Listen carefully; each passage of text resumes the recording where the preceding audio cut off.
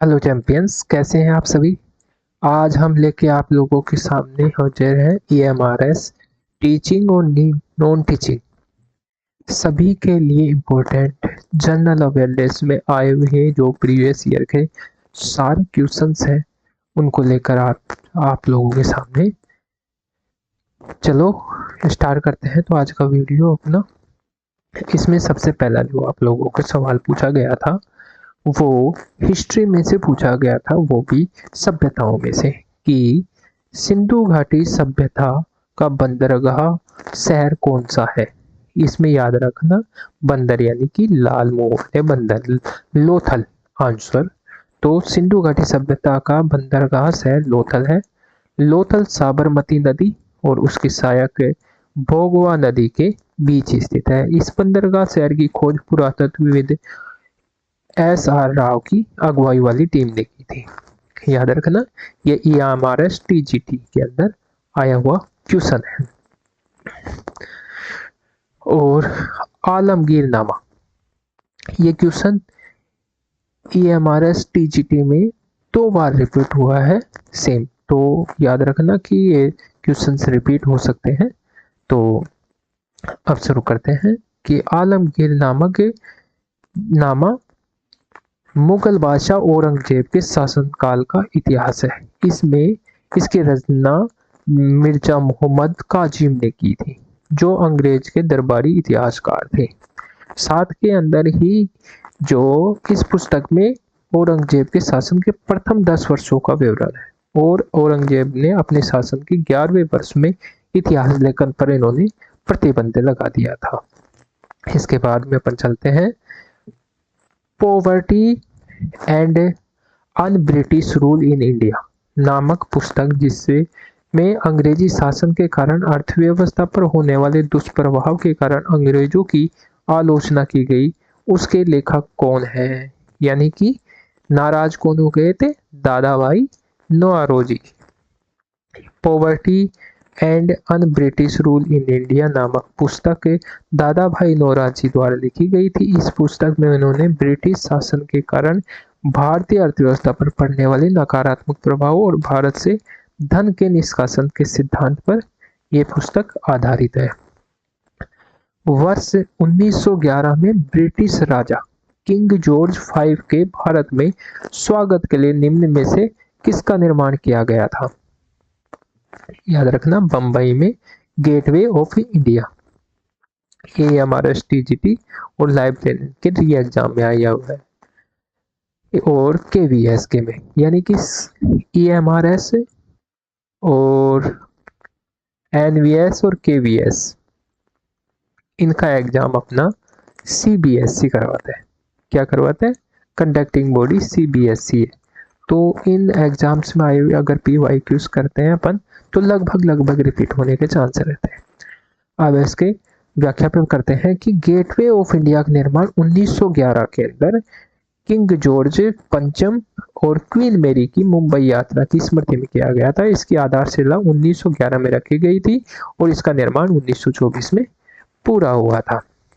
याद रखना, निम्नलिखित में से कौन संविधान सभा के एक सदस्य थे जो पश्चिम बंगाल के राज्यपाल भी रहे।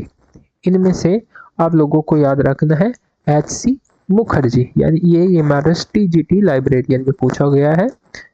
तो HC मुखर्जी, हरेंद्र कुमार मुखर्जी भारतीय संविधान सभा के उपाध्यक्ष थे।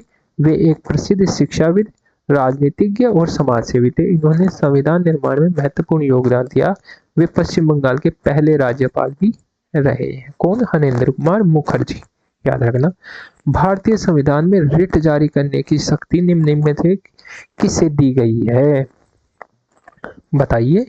तो अपने को जो भारत के अंदर रिट देने की शक्ति है वो केवल और केवल उच्चतम न्यायालय और उच्च न्यायालय दोनों के पास में है, ओनली जस्ट। तो इसका आंसर होगा केवल B और C। भारतीय संविधान के तहत रिट जारी करने का अधिकार सर्वोच्च न्यायालय अनुच्छेद 32 के तहत और उच्च न्यायालय यानी अनुच्छेद 226 के तहत को दिया गया है। तो राष्ट्रपति को रिट जारी करने की शक्ति नहीं है, याद रखना। नेक्स्ट क्वेश्चन है, निम्न में से कौन संविधान सभा में मसौदा समिति के अध्यक्ष थे? अब देखो, मसौदा समिति के अध्यक्ष थे डॉक्टर भीमराव अंबेडकर। ये हमारा टीजीटी और DSSS भी हेड कांस्टेबल एग्जाम में पूछा हुआ है, यानी कि PYQs ही मैक्सिमम चांस है कि रिपीट होते हैं। तो डॉक्टर BR अम्बेडकर यानी संविधान सभा के मसौदा यानी प्रारूप समिति के अध्यक्ष थे तथा प्रथम कानून मंत्री भी BR अम्बेडकर थे। CD Deshmukh reserve bank of India के प्रथम भारतीय गवर्नर थे, याद रखना। बाबू राजेंद्र प्रसाद स्वतंत्र भारत के प्रथम राष्ट्रपति तथा संविधान सभा के स्थायी अध्यक्ष यही है। जवाहरलाल नेहरू प्रथम भारतीय राष्ट्रपति तथा संघ संविधान समिति के अध्यक्ष हैं। ये चीजें भी जो आपको एक्सप्लेनेशन में बताई जा रही हैं वो चीजें याद रखने की है, याद रखना। इसके अलावा निम्नलिखित में से कौन मौलिक कर्तव्य नहीं है? याद रखना कि महिलाओं की गरिमा को अपमानित करने वाली प्रथाओं का परित्याग करना, ये मौलिक कर्तव्य नहीं है अपना। बुलाए जाने पर राष्ट्र सेवा के प्रति समर्पित होना, ये भी मौलिक कर्तव्य में नहीं आता है। स्मारकों को राष्ट्रीय महत्व के स्थानों का संरक्षण करना, बिल्कुल ये अपना मौलिक कर्तव्य है। अपनी सामाजिक संस्कृति की समृद्ध विरासत की सुरक्षा करना, ये नहीं है। तो मौलिक कर्तव्यों को भारतीय संविधान के 42वें संविधान संशोधन के अधिनियम 1976 द्वारा स्वर्ण सिंह समिति की सिफारिश पर संविधान के भाग 4A में शामिल किया गया था। मूल रूप से मौलिक कर्तव्यों की संख्या 10 थी। बाद में 86वें संविधान संशोधन 2002 के माध्यम से एक और कर्तव्य जोड़ा गया था। ये सभी गैर न्यायिक प्रकृति के हैं। स्मारकों और राष्ट्रीय महत्व के स्थानों को संरक्षण करना को बजाय सार्वजनिक संपत्ति को सुरक्षित करने का संरक्षण करना के बजाय सार्वजनिक संपत्ति को सुरक्षित रखें और हिंसा से दूर रहें, भौतिक कर्तव्यों का हिस्सा है, याद रखना। अब उसके अलावा भारत के संविधान का खालिस्तान मौलिक अधिकार प्रदान करता है, यानी कि कौन से अनुच्छेद भारत के मौलिक अधिकार प्रदान करते हैं?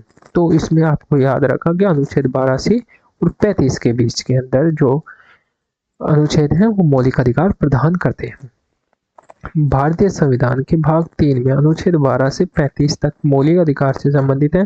भारत में मूल अधिकार संविधान द्वारा प्रदत्त विशेष अधिकार है। यह अमेरिकी संविधान के बिल ऑफ राइट्स से प्रेरित है। याद रखना कि जो मौलिक अधिकार हैं वो अमेरिका के संविधान से लिए गए हैं। मूल अधिकार राज्य के साथ साथ व्यक्तियों के विरुद्ध भी प्रदान किए गए हैं, ठीक है।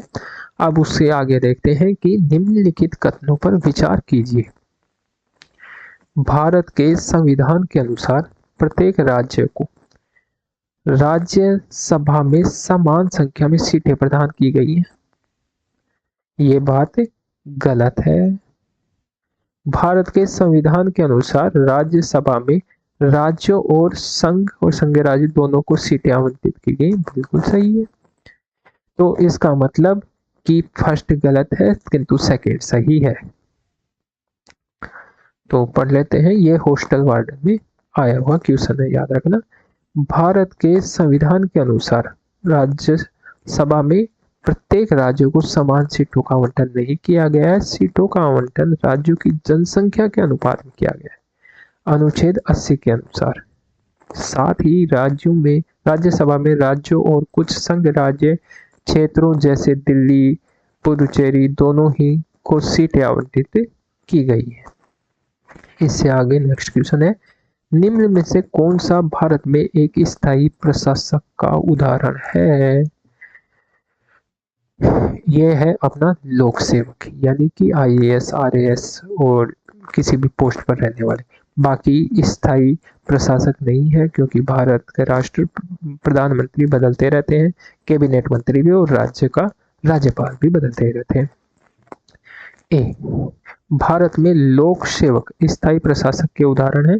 स्थायी प्रशासक में वे लोग शामिल होते हैं जो लंबी अवधि के लिए नियुक्त किए जाते हैं और सत्तारूढ़ राजनीतिक दल के बदलने के बावजूद अपने पद पर बने रहते हैं। इसका मुख्य कार्य नीतिगत निर्माणों को लागू करना और प्रशासन को चलाना होता है। भारत में न्यायपालिका को संसद द्वारा पारित कानूनों का रद्द करने की शक्ति प्राप्त है। बिल्कुल। निम्नलिखित में से कौन सी संकल्पना इस शक्ति को स्पष्ट करती है? देखो, न्यायालय द्वारा है तो न्यायिक समीक्षा याद रखना।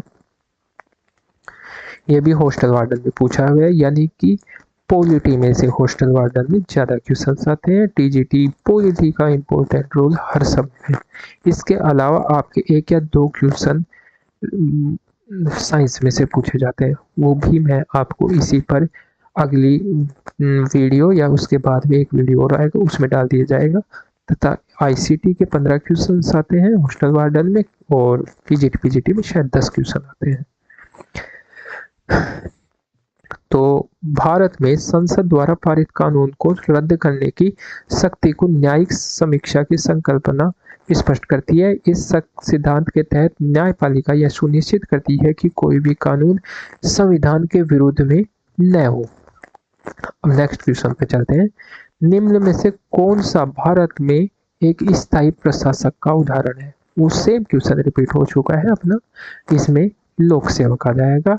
भारत में प्रशासक 2 स्तर पर कार्य करता है, यानी कि राजनीतिक कार्यपालिका।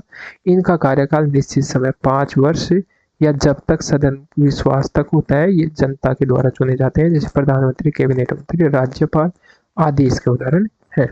और स्थायी कार्यपालिका, इनका कार्यकाल स्थायी होता है, अर्थात सेवानिवृत्ति की आयु 60 वर्ष के लगभग। ये सीधे जनता के द्वारा नहीं चला जाएगा, बल्कि परीक्षा, नियुक्ति एवं चयन प्रक्रिया के द्वारा आते हैं, जैसे आईएएस, आईपीएस, आईएफएस, लोक सेवक आदि इसके उदाहरण हैं। अब निम्नांकित में से किस ग्रह में चंद्रमाओं की संख्या सबसे अधिक है?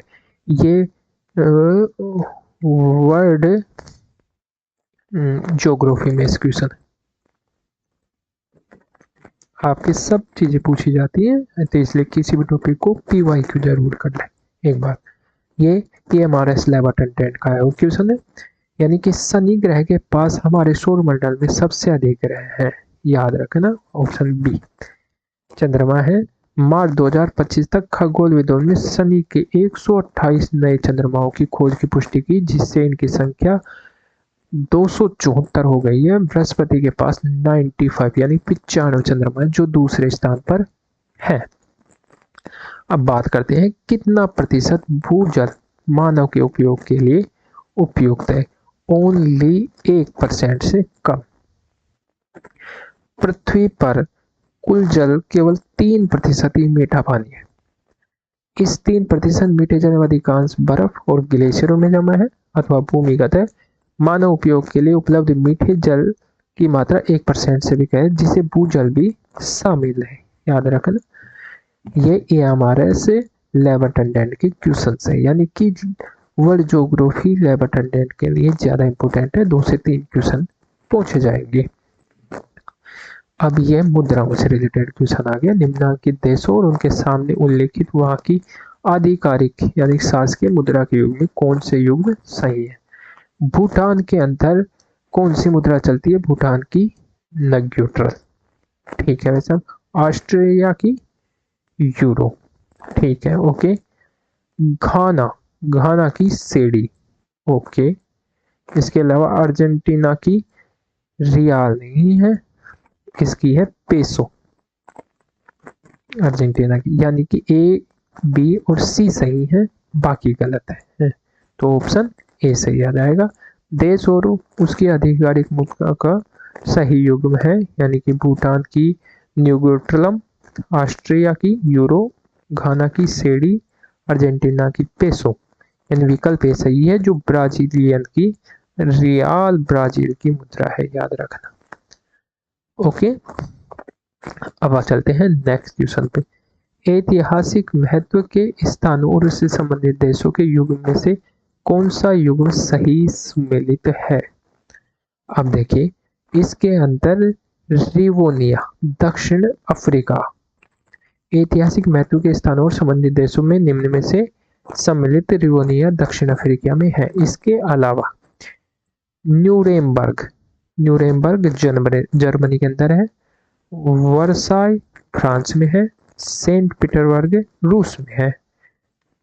अब देखिए मिल्पा, रोका, लदान निम्नलिखित में से किसके अलग अलग नाम हैं? तो याद रखना सभी स्थानांतरित कृषि के नाम है। ये हमारा पीजीटी का क्वेश्चन है, यानी कि मिल्पा, रोका, लदान स्थानांतरित कृषि के अलग अलग नाम है। स्थानांतरित कृषि को कर्तन एवं दहन कृषि के रूप में भी जाना जाता है, याद रखना। यह कृषि विश्व के विभिन्न भागों में विभिन्न नामों से जाना जाता है, जैसे झूमिंग उत्तरी पूर्वी भारत के अंदर झूमिंग कृषि के नाम से जानते हैं, मिल्पा मैक्सिको एवं मध्य अमेरिका के अंदर, रोका ब्राजील में और लदान मलेशिया के अंदर जाना जाता है। अब बात करते हैं जापानी भाषा में होरबर वेव्स को किस नाम से जाना जाता है? तो जापान में सुनामी के नाम से जाना जाता है। जापानी भाषा में होरबर वेव को सुनामी के नाम से जाना जाता है। यह एक जापानी शब्द है जो तसु यानी बंदरगाह और नामी यानी कि लहर से मिलकर बना हुआ है। यह पानी की एक बड़ी मात्रा में अचानक विस्थापन है जो उच्च तरंग दैर्घ्य की किरणों को जमीन पर दौड़ने के कारण बनता है। अब देखिए ये आ गया है अपना इंडियन ज्योग्राफी में से, यानी कि लघु हिमालय नहीं, वर्ल्ड ज्योग्राफी में से लघु हिमालय और शिवालिक के बीच पड़ने वाली देशांतरीय घाटी कौन क्या कहलाती है? तो इसमें याद रखना दून कहलाती है। लघु हिमालय और शिवालिक के बीच पड़ने वाली देशांतरीय घाटी को दून कहते हैं। ये घाटियां अनुदैर्घ्य आकार की होती हैं और इनका निर्माण विवर्तिक गतिविधियों के कारण होता है। सतलज और काली नदी के मध्य आने वाले हिमालय के भाग को क्या कहा जाता है? सतलज और हिमालय के बीच में आने वाले भाग को कुमायूं हिमालय कहा जाता है। इसके अलावा पंजाब कश्मीर हिमालय है वो सिंधु और सतलज नदी के बीच में आता है। कुमायूं हिमालय सतलज और काली नदी के बीच में आता है। नेपाल हिमालय काली और तिस्ता नदी के बीच में आता है। असम हिमालय तिस्ता और दिहांग नदी के बीच में आता है। तो ये चीजें भी आपको याद रखने की हैं। अब चलते हैं नेक्स्ट क्वेश्चन पे, जो है लघु हिमालय और शिवालिक हिमालय के बीच पड़ने वाली देशांतरित घाटी क्या कहलाती है? अभी अपन ने किया था वो सेम क्वेश्चन रिपीट हो चुका है। इसमें दून, लघु हिमालय तथा शिवालिक के मध्य स्थित लंबवत घाटियों को दून के नाम से जाना जाता है। देहरादून, कोटली दून तथा पाटली दून कुछ प्रसिद्ध दून है। हिमालय को निर्माण की आयु एवं वलयों की तीव्रता के आधार पर 4 समांतर संतात्मक क्षेत्रों में बांटा गया है। ट्रांस हिमालय तिब्बत का क्षेत्र, वृद्ध हिमालय, मांस हिमालय, लघु हिमालय, मध्य हिमालय और बाह्य हिमालय यानी शिवालिक। हिमालय की सबसे बाहरी श्रृंखला को शिवालिक हिमालय कहा जाता है। यह मुख्य रूप से तलहटी वाले क्षेत्र में फैली होती है। अब बात करते हैं कि भारत के किस शहर को भारत का मैनचेस्टर कहा जाता है? मैनचेस्टर यानी कि जहाँ कपड़े फेमस हो, तो इसमें है अहमदाबाद। अहमदाबाद को पहले भारत का मैनचेस्टर कहा जाता था क्योंकि इसका सूती वस्त्र उद्योग बहुत समृद्ध था, जो यूनाइटेड किंगडम के मैनचेस्टर शहर के समान था। अब बात करते हैं दाची गामा राष्ट्रीय उद्यान भारत के किस राज्य में स्थित है? दाची-गामा जम्मू और कश्मीर। आपका एक कंफर्म मान लीजिए कि एक क्वेश्चन राष्ट्रीय उद्यान में से आएगा, तो इस टॉपिक को कंफर्म जरूर से याद करें। बात करते हैं दाची-गामा राष्ट्रीय उद्यान भारत के जम्मू और कश्मीर राज्य के श्रीनगर जिले में स्थित है। इसे 1981 में राष्ट्रीय उद्यान का दर्जा प्राप्त हुआ। दाची-गामा राष्ट्रीय उद्यान मुख्य रूप से कश्मीरी हंगूल यानी हिरण के लिए प्रसिद्ध है। इसके अतिरिक्त यहाँ कस्तूरी मृग, हिम-तेंदुआ, चीता, बिल्ली आदि पाए जाते हैं। कश्मीर में अन्य राष्ट्रीय उद्यान है हेमिस नेशनल पार्क, काजीनाग राष्ट्रीय उद्यान, किश्तवाड़ा राष्ट्रीय उद्यान और सलीम अली राष्ट्रीय उद्यान। ये कश्मीर के प्रमुख है राष्ट्रीय उद्यान, याद रखना। नेक्स्ट क्वेश्चन है निम्नलिखित में से कौन सा कथन सही नहीं है? आउटसोर्सिंग वैश्वीकरण के महत्वपूर्ण परिणामों में से एक है। WTO की स्थापना 1995 में GATT के उत्तराधिकारी के संगठन के रूप में की गई थी। अब इसमें से दोनों चीजें ही सही है नहीं है। आउटसोर्सिंग वैश्वीकरण के महत्वपूर्ण परिणामों में से एक है। इस प्रक्रिया में एक कंपनी अपने किसी आंतरिक कार्य के लिए दूसरी कंपनी के साथ समझौता करके उससे वह काम करवाती है। आउटसोर्सिंग के माध्यम से संचार के त्वरित तरीकों एवं सूचनाओं के विकास में वृद्धि हुई है और विश्व व्यापार संगठन की स्थापना 1 जनवरी 1995 को गैट के उत्तराधिकारी संगठन के रूप में हुई थी। विश्व व्यापार संगठन का मुख्यालय जेनेवा में। इस संगठन के मुख्य उद्देश्य विश्व में मुक्त, अधिक पारदर्शिता तथा अत्यंत अनुमेय व्यापार व्यवस्था की स्थापना करना है। अतः दिए गए स्पष्ट व दोनों ही